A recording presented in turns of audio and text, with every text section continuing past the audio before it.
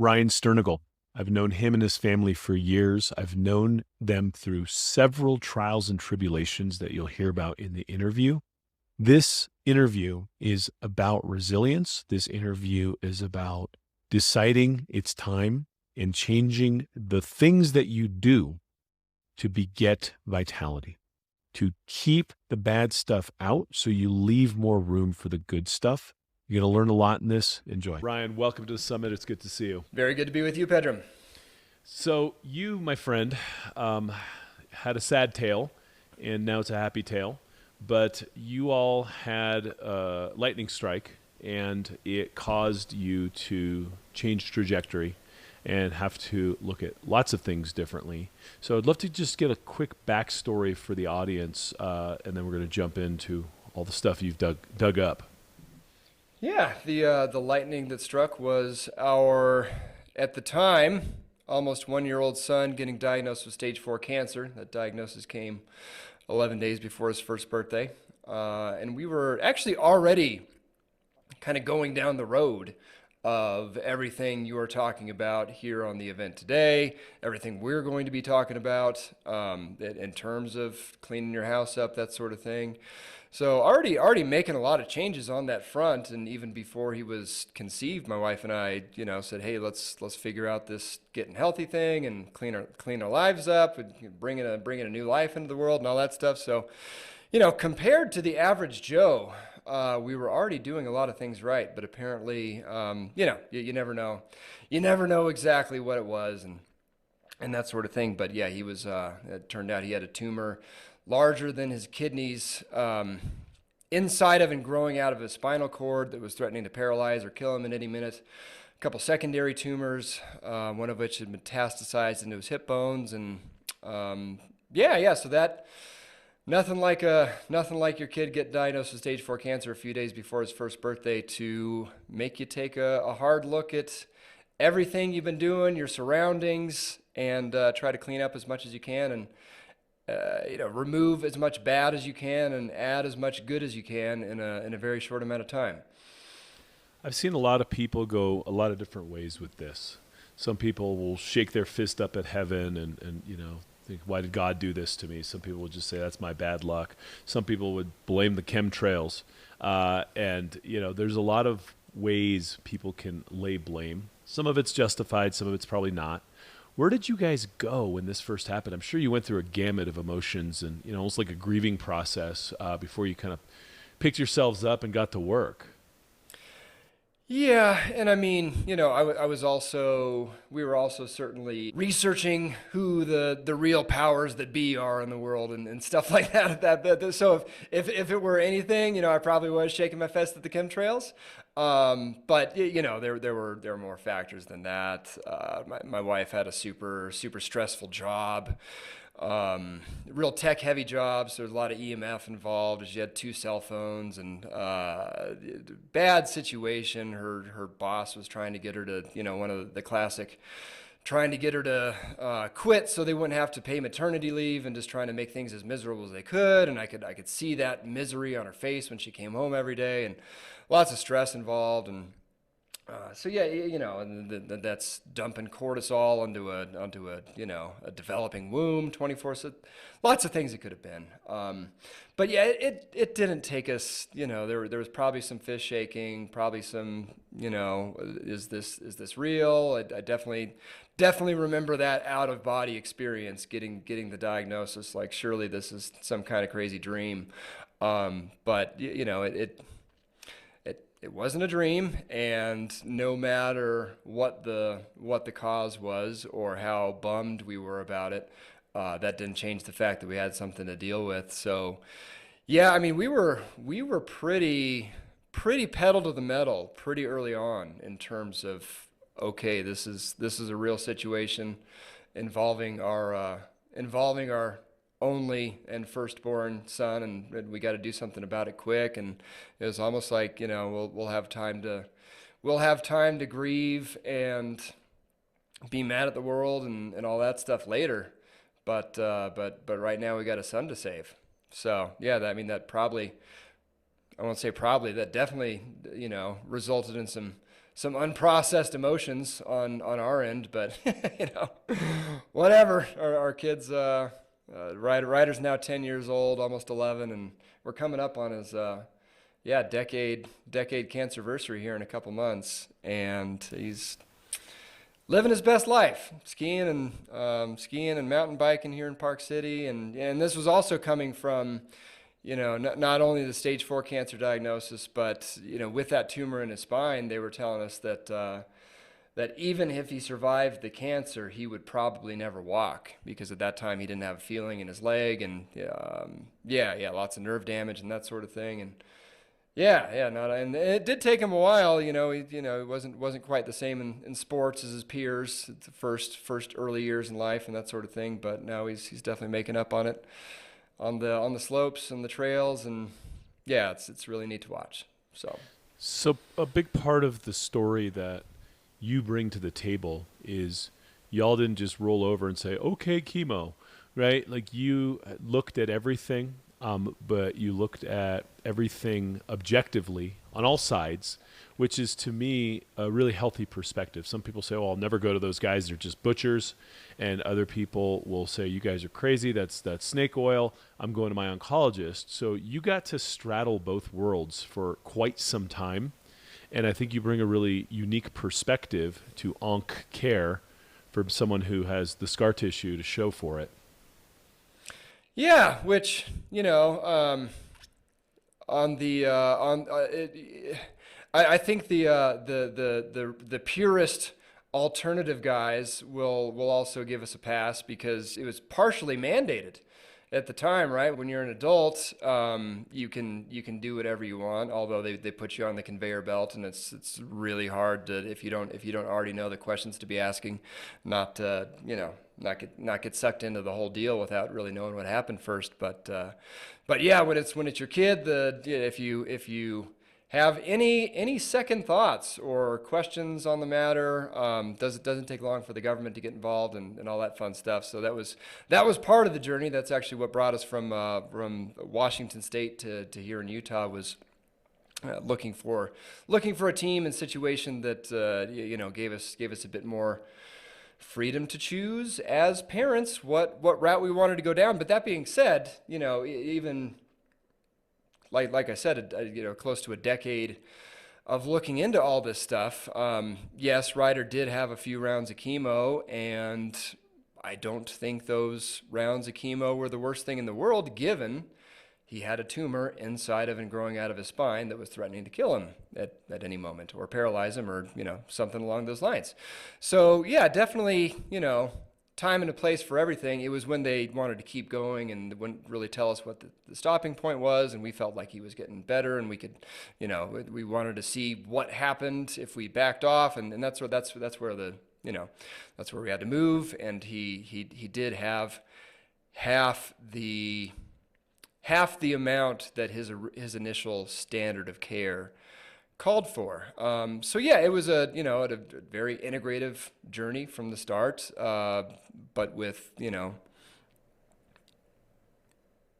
not just taking whatever it is that's served up and asking questions along the way and doing whatever you have to do to, you know, make what you feel is the right thing happen. So that's been the thing all along. But yeah, just to completely eschew one side or the other out of dogma. I mean, everybody on the natural side of the fence always makes fun of the conventional guys for the dogma over there, but we got our share of dogma over here on the natural side as well, and I think that's good for the average person, or good for all of us to keep in mind. Yeah. I think, like anything else, the middle is being lost, right? There's plenty of space in the middle for all things to exist, and fundamentalist ideology in anything becomes not scientific, right? Whether you are not looking at evidence of some herb being effective, or not looking at data saying that chemo does work in this type of cancer, right? That these are data points. So the part of the story you come in for our summit is we're talking about safe home. We're talking about the toxic crap that causes cancer. And this became your study because it had to, and you have become brutally aware of all of the things that we are consistently exposing ourselves to that are probably worth avoiding. So let's talk about the home, the biggest culprits, what you've dug up, and we'll talk about what the remedial stuff later, like what you do to detox. But let's talk about the bad guys crawling over the city walls, if you will. Yeah, yeah, and that's what we kind of took things to their extreme, which we're kind of known for doing, being very pragmatic yet extreme at the same time, if that makes sense. And actually, the conclusion we came to after finding out everything that we're exposed to that causes cancer and all that stuff was to um, buy some property in the woods, away from the chemicals of civilization, or at least a good deal of them.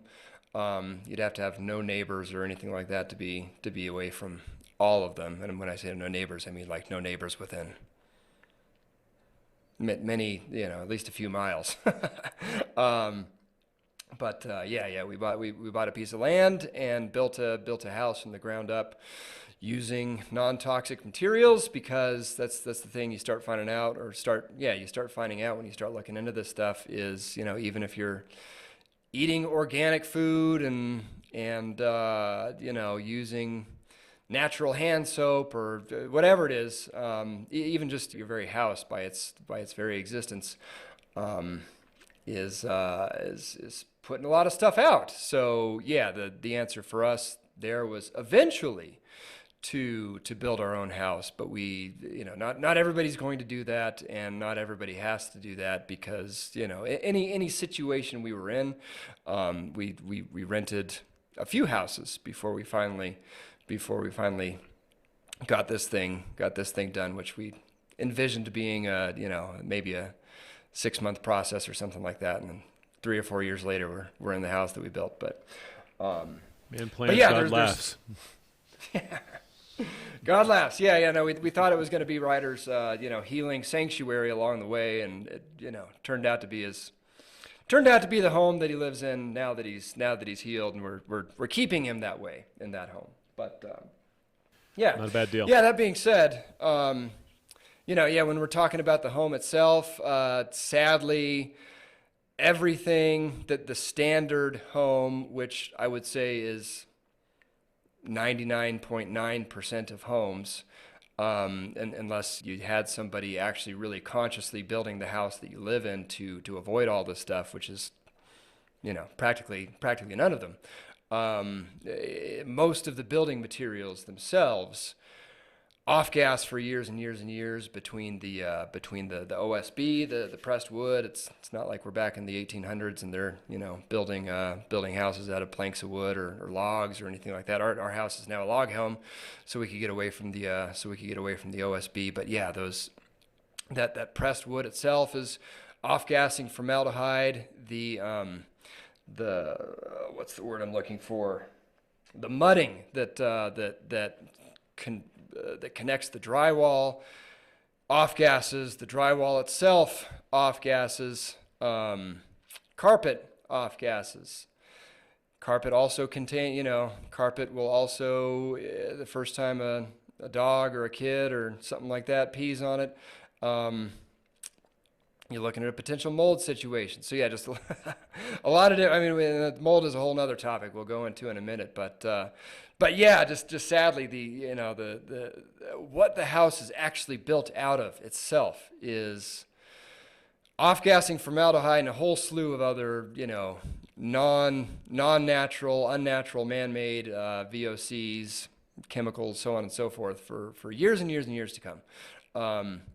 So yeah, that's kind of depressing, but yes, sir. Question on that. It's depressing, but hopefully fixable, right? Yes. I'm listening to this going, oh man, well I dodged that bullet. My kid didn't get cancer. Therefore, I don't need to move to a log cabin. Poor Ryan, I'm sad for him, but happy for me. But now they're hearing, I have drywall, I have pressed wood, I have carpet. So how do you go about unraveling that in the home that you're in, especially since you're like, damn, that sounds expensive?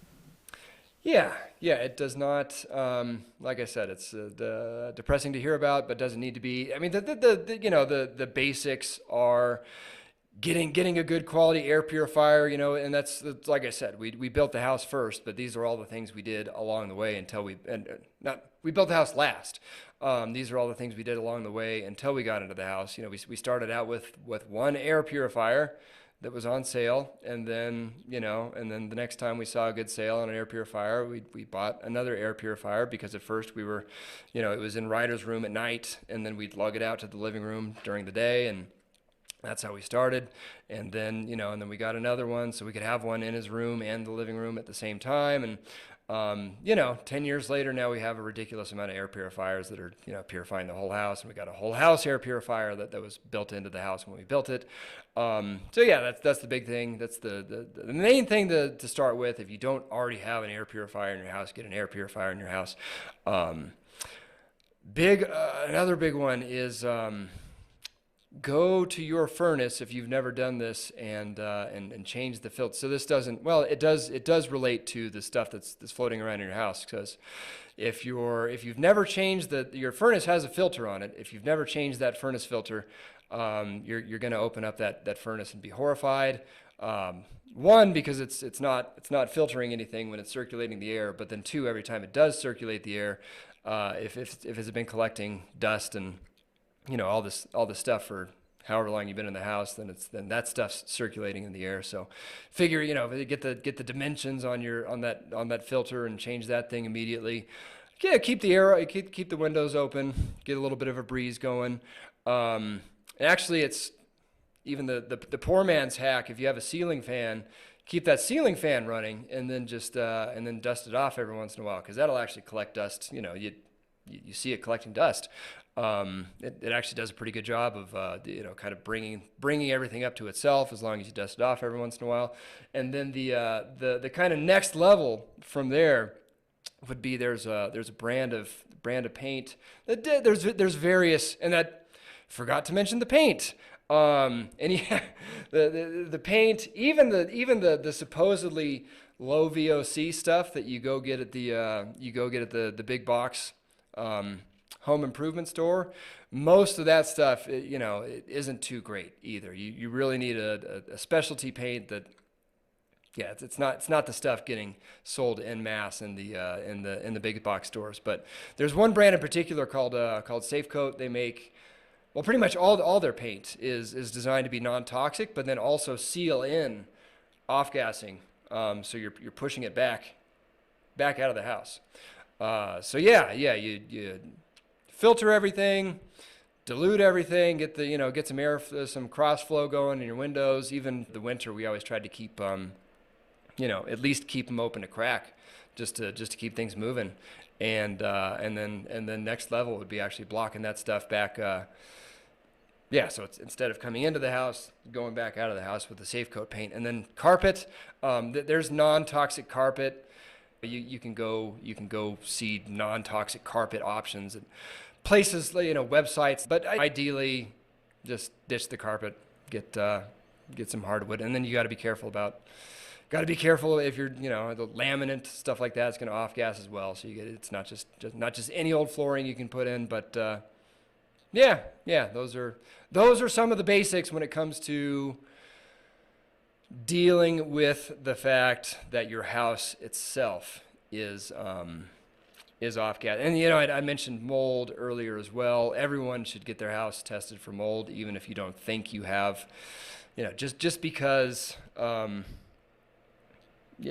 wall in your basement isn't black with black mold, doesn't mean you don't have a mold problem somewhere that you just can't see. And that's that's the cause of a whole lot of mystery illnesses, is people living in it could be a really bad mystery illness, like a really bad, autoimmune, something like that. Mold leads to cancer as well, or it could just be really bad allergies. You can't figure out where they're coming from, but yeah, lots of times, things that are unexplained, illnesses that are unexplained, conditions that are unexplained. Turns out that there's a mold problem in the house that you just couldn't see, but just because you can't see it doesn't mean that mold isn't off-gassing spores into the, or not off-gassing is the wrong word, but releasing spores into what you're breathing, and then and you're breathing mold all day. So get your house tested for mold. There's local mold companies you can use. There's different online services. I think gotmold.com. You can just send them an air sample, and they'll tell you if you have mold. All sorts of different options there as well. One of the things we looked at when we were building a new house was the organic, green, non-toxic carpet. And I called up David Gottfried, who started the LEED certification. I was like, "Hey, man, phoning a friend. I need help on this." And so he sent me. This was 15 years ago. He sent me to some place, and I swear it all smelled like dead sheep mixed with wet blanket. And my wife just vetoed it. She's like, "This is disgusting. I'd rather go with floors," right? And that's the one problem I've always found with carpet is you're almost damned if you do, damned if you don't. You start with a new carpet, they smell like cancer, right? And then they off gas into you for a decade. But then when they get older, they're full of dust and pee and potentially mold, and it seems like a dumpster fire. Like I don't really see a good reason to maintain a carpet. There's no good, yeah, and that's what I say. If you're really attached to it, you can get a non-toxic. It's like with everything that stuff gets better and better as far as the non-toxic natural side of things goes. So you can get a good non-toxic carpet if you're willing to pay for it. But then, like I mentioned originally, I've got a few buddies in construction, general contractors, that sort of thing, and every time I talk to them about carpet, it's they hardly ever pull up a carpet that isn't just horrific on the underside. So, yeah. Good to note. Okay, so we talked about carpets. We talked about paint. Flooring, not all flooring's made equal, right? So the formaldehyde and the radon. I mean, some places like my last house had radon just coming out of the earth, so we had to shield for the radon. But you can get flooring. You could get flooring that'll kill you. So what did you guys look for in your flooring to be more mindful of how it off-gasses? Yeah, and honestly, our flooring, that was an interesting journey in and of itself, because we were doing this all on a crazy budget, right? So we were basically a charity case for our general contractor.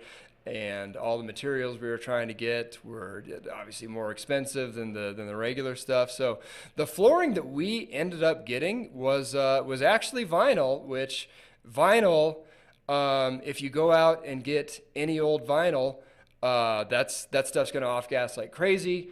But there's this Cali Bamboo brand that I don't know how they do it, but our building biologist tested it himself for off gassing. It's been third party tested by a zillion different companies, and for however they do it, it actually doesn't off gas. So yeah, ironically.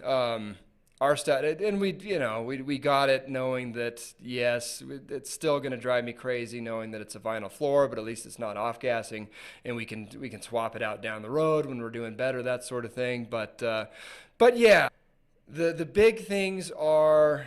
I mean, it's got to be natural. You don't, if you're in a position to get straight up hardwood, then you want to make sure that wood hasn't been treated. And because then you're in the same ballpark, right? As now you got they can treat the wood with any number of things. So you want to make sure it's untreated wood. You want to make sure it's sealed with a non-toxic sealant of some kind. So that's wood. You can also go the cork route. You can also go the bamboo route. You can get a feel for the whole milieu of options out there. When you're looking at tile, you want to make sure the tile itself is porcelain based. That avoids the chance for lead. So you don't have to get like fancy they make non-toxic tile, but you can actually just go to the big box store, and as long as you get something that's porcelain based, you're going to avoid lead there. And then the grout itself, the grout that connects the tile can actually be toxic or non-toxic, and there is a particular brand that is non-toxic, that is escaping me right now. But if anybody watches this and wants to know the non-toxic grout brand, I'll just send us an email and I'll dig it up for you. Great. Building materials. Now, there are times, right? There's only a time in my life where I was shopping for cribs, right? And we're out of that now. There's times in your life where you are looking at building materials. They're few and far between, and you spend the rest of your time just living in the house. So if I'm sitting here thinking, oh man, what is the worst offender? How do I start looking at the house that I'm sitting in right now, thinking, all right, you know what? I'll do a swap a year as budget and time allow, right? Because most people can't afford to just gut their house and go live somewhere else simultaneously because they don't have all the alarm bells ringing like you guys did. Yeah. Yeah, you mentioned a crib, and if it's your kid, I would do this for your kid first if you're going to do one option because, well, I don't know. There's the what's the airplane with the air mask analogy, but I mean, who's not going to take care of their kid first? Yeah, it's I'd say the number one thing's your bed, right? Same thing. If you did not get a non-toxic mattress and a non-toxic pillow, and while we're at it, organic sheets, then that bed and that pillow are off-gassing formaldehyde into your face every night as you sleep, and all over your body. And same with the sheets. We can talk about clothes in a second. It's hard to buy all organic clothes, but you can do a pretty good job of dressing non-toxically. But yeah, first and foremost is those sheets are going to be rubbing glyphosate, Roundup, pesticide, herbicide on you every night as you sleep, and that mattress and that pillow are going to be off-gassing formaldehyde and various other flame retardant chemicals and all sorts of fun stuff. So that's number one. You can look at your furniture from there. So same story with your couch and your chairs. Anything that's stuffed with foam, stuffed with anything really. It's same story.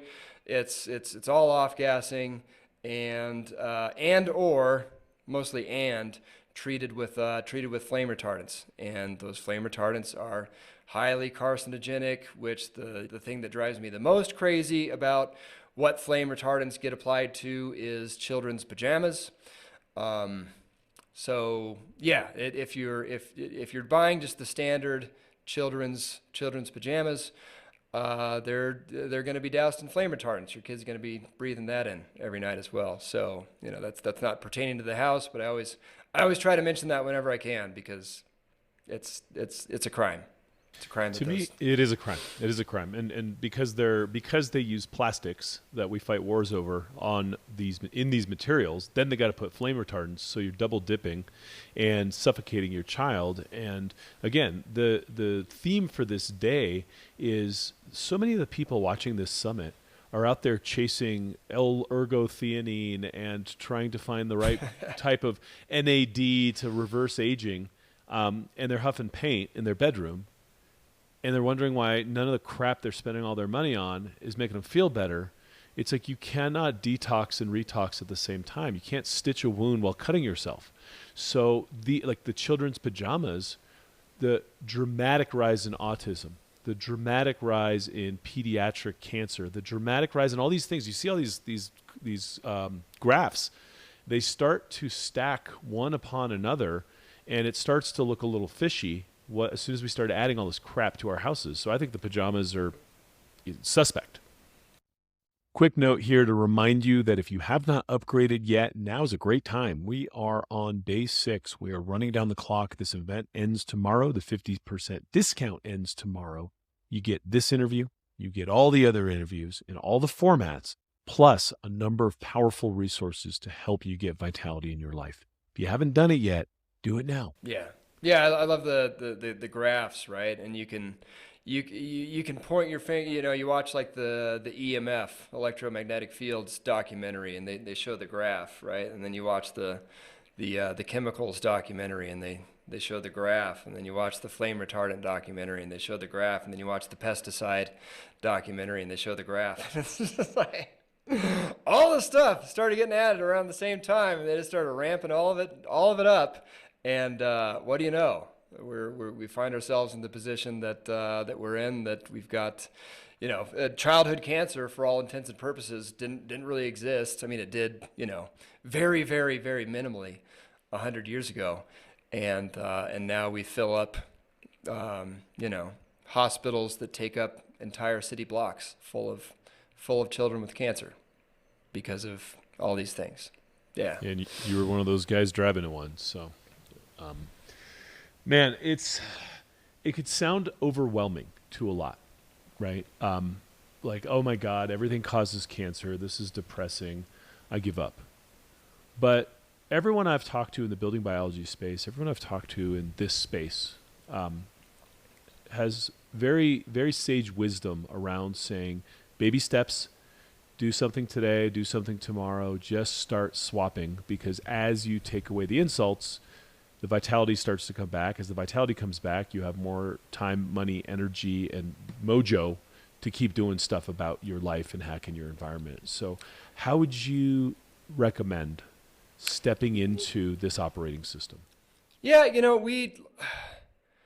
of course it's different for, of course it's going to be different for somebody that doesn't have to do all of this stuff at the same time. Like, my wife and I made it our full-time jobs to make all these changes and figure all this stuff out. And consequently, the joke was that we looked more like the cancer patients than our son did for that first year. But one of the things we realized early on, whether you're trying to do this overnight or in some kind of period of time, was we were not inherently, neither of us really organized people. I don't think you'd call either of us type A. That's not really our inherent operating system. But we realized if we were going to be making all these changes in any kind of reasonable time frame, we had to get organized. So, as far as the supplement side and stuff like that equated to elaborate printed out supplement schedules on the fridge and that sort of thing, and calendar reminders and all that stuff. But as far as just things that we needed to implement, I made really sure to just have a good well organized notes app on my phone, which you don't get too married to your phone, because then we can talk about the joys of electromagnetic fields, EMF, in a minute. But it does come in handy for things. And, I did a really good job of, whenever I heard something new that really, because you listen to a zillion different health podcasts and information starts to run together and that sort of thing. But anytime that anything really set off an alarm bell in my head of, oh, this makes a lot of sense. This is something that we're not doing now that we need to implement, or this is something that, that I just realized is still going on in my house that we need to mitigate, change, whatever. I'd make a note of it. And, I should say a notes app, or even better, a checklist app. And I just had, I still do to this day, categories of different checklists.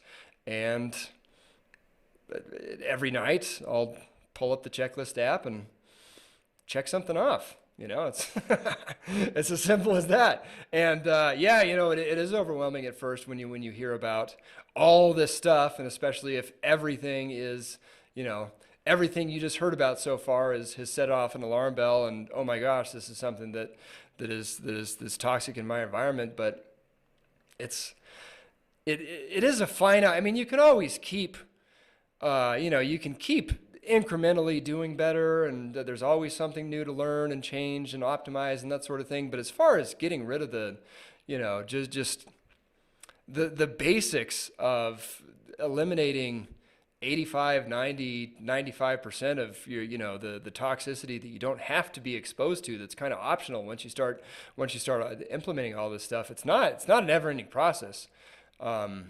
You spend a year just kind of checking things off your checklist, and you'll be done. It's not a never ending thing. Yeah. And when you're done, this is so what, right? That's what some people, it's like, okay, I'm going to get this crap out of my house because I guess it's better for me. And what they don't see is what I saw for years as a clinician is I would start to see the lights come back on in those individuals. I would start to see their flickering vitality turn into robust health and enthusiasm, and they'd move in their careers and they'd start doing stuff. And so I know you have been on that side of the equation, helping families with problems, similar problems to what you all had, and the net gains of taking out the thorns in your shoe on the road trip of life. I'd like to talk about that because you've seen a lot, and I want people to understand what the promise is once you've gotten this crap out. Yeah. Yeah, the analogy that I like is trying to.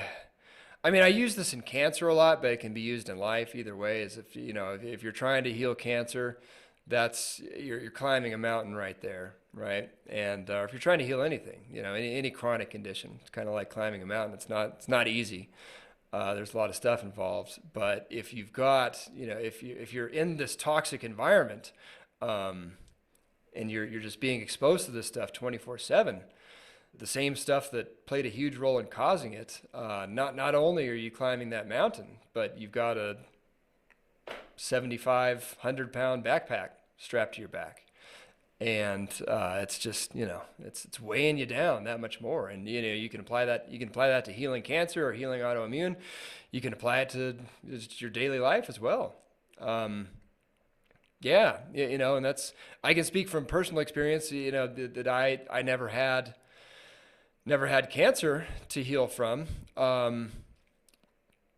but in this process of cleaning our lives up, yeah, I mean, again, we weren't living the worst life to start, but I've only been getting better and better and more efficient and thinking more clearly and aligning with my life's purpose and going from a job that was actually I didn't hate the job. It was an okay job for a regular job, but going to something that I love doing, that's fulfilling my dharma, or whatever it is that we're doing here. I think I'm getting closer to doing that because all the lights are coming back on, right? And yeah, I see it time and time again.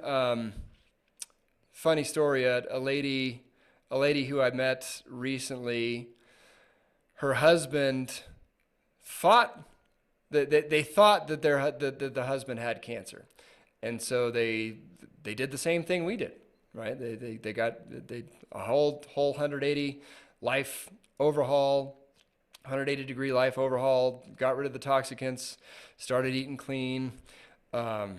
Yeah, all the things, and turned out they didn't have cancer. There was a false diagnosis, but they laugh about it. It's the best thing that ever happened to them because their life got instantly better in 20 different ways, and that's and then, those people didn't have cancer, but we talk to people that do have cancer or had cancer every day, and the people that go this route and take a pretty radical look at their lives and really ask themselves, and this is from, obviously you can take this to cleaning up your house environment and getting a new mattress and a new pillow and all that stuff, to looking at toxic relationships and toxic situations and things that don't serve you and negative mental patterns and all the things, right? It's just taking a real hard look at your life, real closer look at your life, and changing anything you want to change. And everybody that gets on the other side of it that does that, they all say the same thing, that the cancer was the best thing that ever happened to them. As crazy as that is to hear, they're all living radically better lives than they ever would have had they not gone through that and cleaned all that stuff up. And I can't say that I'm grateful that my son had cancer, because that's not mine to be grateful for, right? He can decide whether he's grateful for that later on in life. But But I can say that, he's living a pretty awesome life that he would, I'm sure we would have done a good job for him either way, but he wouldn't be living the kick-ass life he's living right now had we not gone through this. So, yeah. It's interesting how the C word has so much gravitas to it. Like, it's like, oh yeah, you have pre-diabetes. Yeah, whatever. Who else doesn't have that? Right? You have arthritis. Yeah, my aunt has that. And so people just kind of drag along with these kind of common everyday diagnoses. But when you hear the C word, it's like, drop everything. I have to re-examine everything in my life. And it's like just ringing the bell, right? Saying, hey, wake up. But the question is, if you got diagnosed with pre-diabetes, or you wake up tired every morning, or you're just cranky and not like the dad you want to be, why wouldn't you wake up and do the same things now? And I think that's where a lot of the impetus for me making this summit was just like, hey guys, there's so much on the other side of a few good decisions that get your life rocking. What's it going to take, right? Do you need a cancer diagnosis like this poor guy, right? Like, or what? Why wouldn't you just do it? Yep. Yeah, exactly. It's, if you're watching this and you don't have the cancer, thank God that you don't have cancer. On the one hand, yes, it's, a radically different life. On the other side of making all these changes, it's going to be a much better life. But then that's the carrot. The stick is back to the graph. Sadly today, I think we all should be living like we just got a cancer diagnosis. You know what I mean? I think that's the new baseline for not getting cancer is is going to these extremes. And it's extreme from, if you've never thought about it before, it's an extreme. On the other hand, once you start thinking about it logically, it's going back to my wife and my thought process when our son was first diagnosed. It's okay. This is the situation we find ourselves in. What are we going to do about it? This is the situation we all find ourselves in. It's the default scenario in all walks of life. Whether it's what's the cheapest at the grocery store, or the building materials that your house is built out of, or whatever. The default situation is cancer, leads to cancer. It's toxic. So that's the situation you find yourself in. What are you going to do about it? And really doing something about it just requires just being conscious of it and then making decisions as you go. And it just feels a lot better. Also, you just that's not for me anymore. You know what I mean? Is 100%. Okay. 100%. I'm driving past the McDonald's drive-through. I have no desire to go even see what that tastes like these days. You know what I mean? It's just that's not for me. I value myself too much. You know what I mean? And I value my kids too much. To have any of us eating McDonald's or living in a toxic environment. It's just, I heard a quote on, goal setting, which I don't entirely agree with, because goal setting is a good thing, but, we don't set goals, set standards, right? Just set standards for yourself. And, the standard for yourself is not exposing yourself to crap in your family. You know what I mean? It's a pretty good standard. There's a funny conversation I had with my son this morning at breakfast.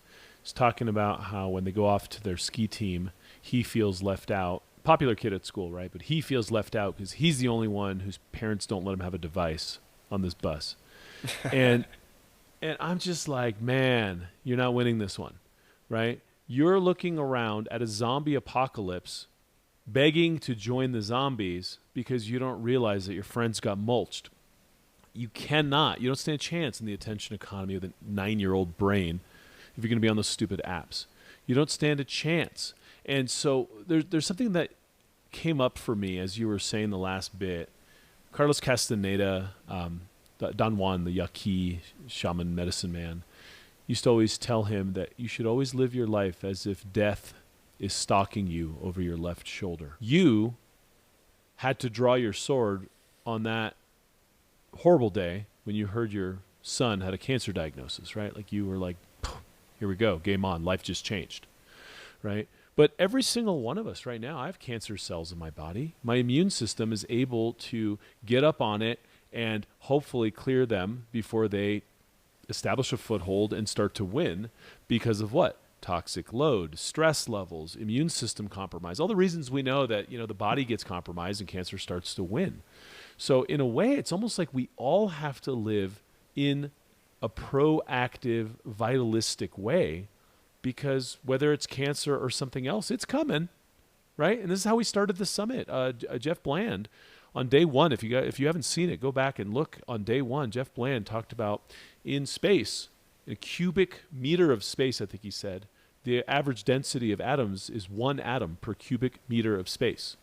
And you're sitting here looking at me, comprised of trillions of atoms. So life is an ordered system that we have to work on so that we can take the chaos of cancer and clear it out of our system every single day.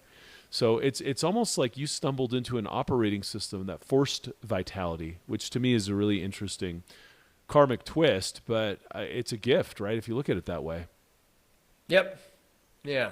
Forced vitality. That sounds like a book or something.